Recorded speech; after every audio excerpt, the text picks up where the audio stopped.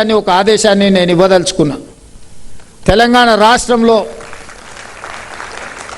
మహిళా భద్రతకు అత్యంత ప్రాధాన్యత ఉన్నది.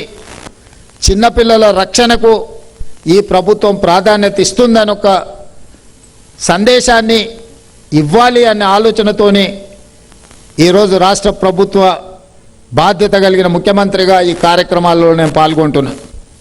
అయితే వాళ్ళకి ఏదో సమస్య వచ్చిన తర్వాత ఆ సమస్యను పరిష్కరించే ప్రయత్నం కాకుండా సామాజిక బాధ్యతగా ఆ మహిళలకు ఆ సమస్య రాకుండా చూడాల్సిన బాధ్యత పౌరులుగా మీ మీద నా మీద ఉన్నది.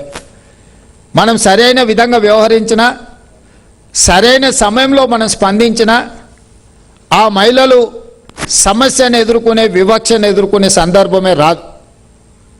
అలాంటి సందర్భం రాకుండా చూడాల్సిన బాధ్యత కుటుంబ సభ్యులుగా, ఈ సమాజంలో ఉన్న మహిళలే కాదు, మన కుటుంబంలో కూడా మహిళలు బాధితులుగా ఉంటారు.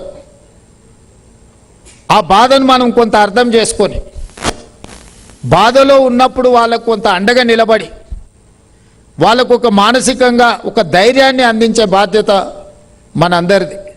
ఇది సామాజిక బాధ్యత. ఈ సోషల్ రెస్పాన్సిబిలిటీని మనం ఎప్పుడైతే ఇగ్నోర్ చేస్తామో, ఈ సోషల్ ఈవిల్స్ అందరూ రకరకాలుగా వ్యవహరిస్తారు, రకరకాలుగా ప్రవర్తిస్తారు. అందుకే ఈనాడు ప్రభుత్వం పెడుతున్న ప్రతి సంక్షేమ పథకంలో ఈనాడు రాష్ట్రంలో దేశానికి ఆదర్శంగా నిలబడే ఇందిరమ్మ ఇల్లు 4.5 లక్షలు మన ఇస్తే అన్ని ఇళ్లను మహిళల పేర్ల మీదనే మనం మంజూరు చేసినాం.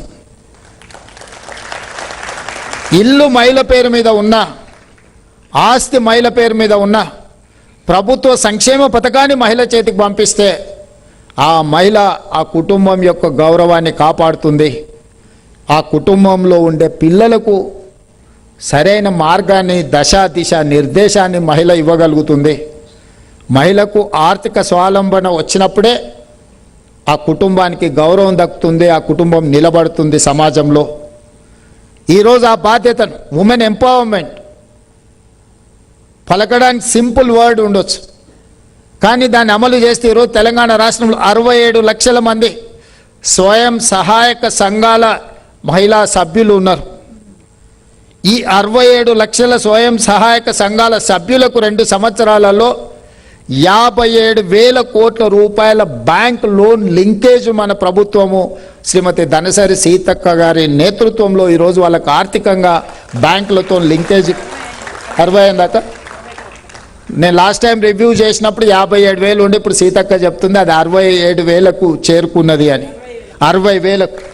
60,000 కోట్ల రూపాయల బ్యాంకు రుణాలను మహిళా సంఘాలకు అందించడం ద్వారా వ్యాపారాలలో వాళ్ళను భాగస్వాములను చేసి, వ్యాపారాలలో వాళ్ళను రాణించడమే కాకుండా ఆర్థికంగా నిలబడే కార్యక్రమాన్ని ఈరోజు రాష్ట్ర ప్రభుత్వం తీసుకున్నది.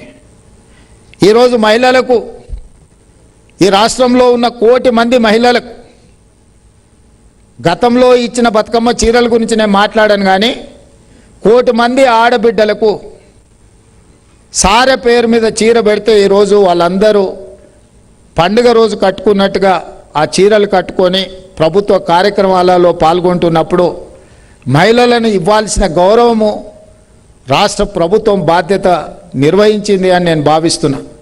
అదేవిధంగా ఈ రాష్ట్రంలో 10,000 ఆర్టీసీ బస్సుల్లో 28 నెలల్లో మహిళలకు మహాలక్ష్మి పథకం ద్వారా ఉచిత ప్రయాణాన్ని అందిస్తే ఈ 28 నెలలలో రాష్ట్ర ప్రభుత్వము మహిళల యొక్క ఉచిత బస్సు ప్రయాణానికి 10,000 కోట్ల రూపాయలు ఖర్చు పెట్టిన రాష్ట్రం ఈ దేశంలోనే తెలంగాణ రాష్ట్రం.